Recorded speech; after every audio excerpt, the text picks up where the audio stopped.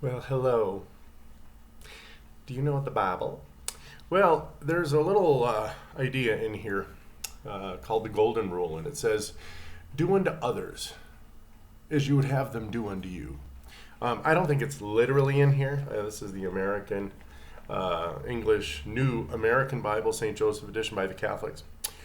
And, when I grab a Bible and I thump it, it makes me want to speak in a southern accent. You know what I mean? But I love the Word of God. But instead of the Golden Rule, try your first rule. So you go first, and then I'll follow you. So try this rule.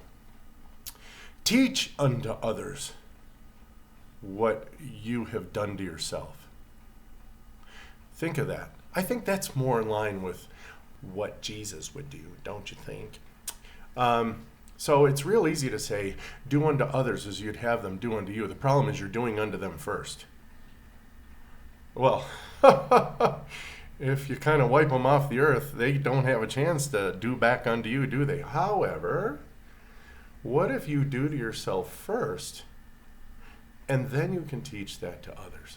Because you've gone first, okay? You can take my idea in all areas of life, but let's focus on nutrition since this is technically a nutrition channel, right? So, big fat, in pain, right knee arthritis, inflamed. I mean, if you look at some of my older videos, I don't even have eyes. I have like little squinty eyes. It's horrible. There's so much inflammation in my body. I almost couldn't see. I don't know how you see. It's like one of those sheepdogs, you know. Can you see? Yeah, I can still see. Well, kind of, sort of, technically, I guess I could still see. But here's what I did. I said, nothing else is working. And Dr. Berg pops up on my YouTube channel and talks about keto. Okay, so I'll try it, right? And he said pretty cool stuff. He's like, you just eat like 10 cups of salad. I'm like, I like salad. I can eat salad. And then eat a bunch of fat, eat a bunch of salt. Well, I don't know if how much salt he said, but I might be mixing some folks. But essentially, he said, don't be afraid of it. Obviously, salada, salt. To make salad, you have to use salt on your greens because otherwise they just taste horrible and like watery, right? But of course, I could mix all kinds of dressings together. So essentially, salt, vinegar, and olive oil, right? So I was kicking, and then I would eat more fat and a little bit of protein. Well, the only place I knew protein was ground beef. So I'd eat some ground beef, and then Dr. Berg said, hey, eggs are pretty good. So I did that, and I was kind of on the fence, and people already started, warning me, oh, this is going to be, and you have a headache. Yeah, I had a headache, and I peed a lot, and I had a lot of diarrhea, and little did I know that was all a normal process. One was my electrolytes were freaking out. My insulin was driving all the way down to almost zero. And my diarrhea is because my gut was so sick. I was actually being infected through all the way from my mouth to my butt. Bacteria were getting through and just making my life miserable. All right. So I said, well, I'm going to do keto. And then I put a label on it. And I said one day, well, this Dr. Berry guy, he does carnivore. So what if I just switched to all meat? And all of a sudden, I went even thinner. I mean, inflammatory wise, right? And my weight just, just wiggling down. Didn't do any exercise at all because they said you only need to do exercise for a little bit of muscle resistance and bone strength in your brain. Brain-derived neurotropic factor, like Dr. Ekberg says, it's like NutraFeed for the brain or something. It's like really, really good stuff.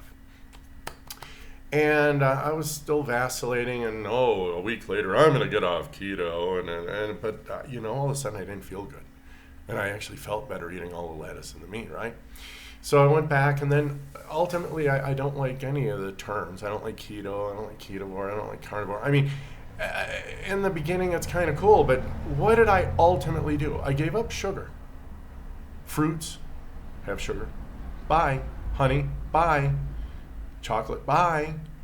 Obviously, my sugary, bubbly drinks. Oh my God, I was so goofy. I even had a Coke diet where I promised you I was going to lose weight drinking half a liter of Coke a day. Yeah, like that's not going to work. It didn't. Not sustainable, of course. So ultimately, get rid of sugar. Get rid of grains. What the heck am I going to eat my pizza on? My hamburgers. What am I going to eat it on? I need bread. Mexican food. No more corn tortillas. What am I going to eat that on? You work it out.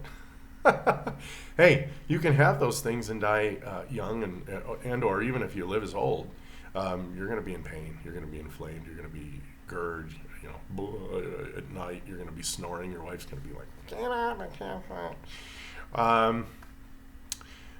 So I got rid of sugars, grains, and then I found out these yellow veg oils, these yellow things, used to lubricate motors. Well, I would no sooner drink or put on my food canola, Nutrioli, 1, 2, 3, you name it, vegetable oils, than I would drink a bottle of Castrol 1030. Okay, that belongs in my car.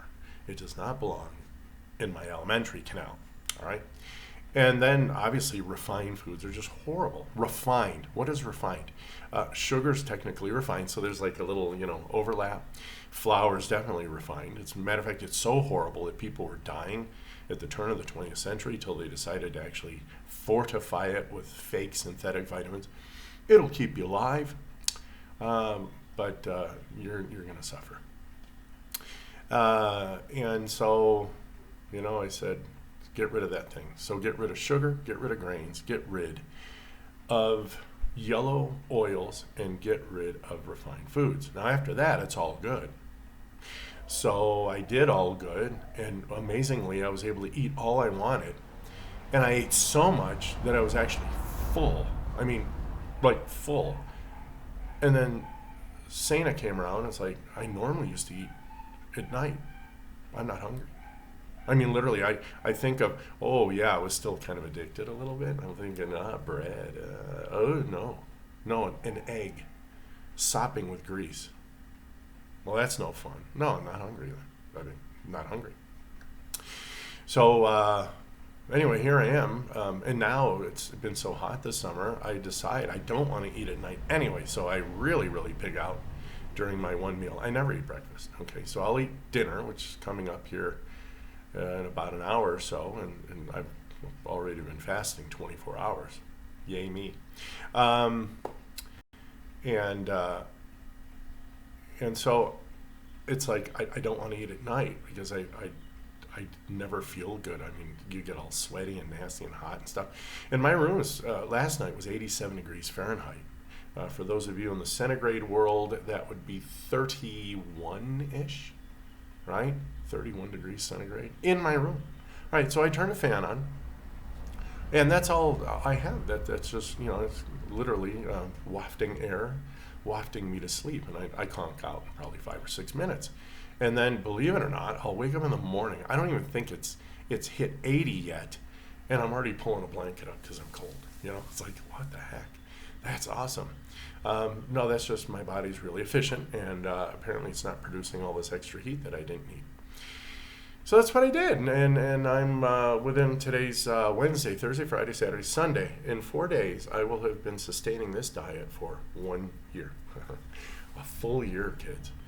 Totally sustainable. Haven't been hungry once. The only exercise I really do is walk, but I walked everywhere anyway. I'm not adding anything there. But I am adding some boot camp push-ups. So I do in excess of 200 push-ups a week. I do about 100 some odd on Mondays, and I do 100 some odd on Thursdays. And coming up this Sunday, I'm going to do another 100 or so, because Monday, Tuesday, Wednesday, I'm going to be fasting. And I believe I'm going to be walking with my wife to school on Monday and Wednesday. So by the time my 72-hour fast ends, and I'm not doing anything but drinking coffee, apple cider vinegar, yay, some salt and water. That's about it. Yeah, that's it. As a matter of fact, that is it. And I will have walked probably in excess of 15 miles over 3 days. I will have done another 100 push-ups on Wednesday before I eat. And then I'm just going to break my fast with a couple of hard-boiled eggs. An hour later, I'm going to eat like man. But believe it or not, you're not that hungry. So I really find that I don't eat much after a 72-hour fast, day one. And then day two, I'll be rocking and rolling. And I'm sitting here right around 86 kilos now. I mean, I keep losing a little bit of weight, little bit of weight, little bit of weight. It's nudgy, nudgy, nudgy. But after the 72-hour fast, I know I'm probably going to dip to 85, 84, and then I'm going to plateau there, right? So, yeah, the last 72-hour fast I did was during Lent. Now, that was somewhere between February, like they say, February, March, and then here, April, May. So 2 months later, I'm doing another 72. I like them. I feel good.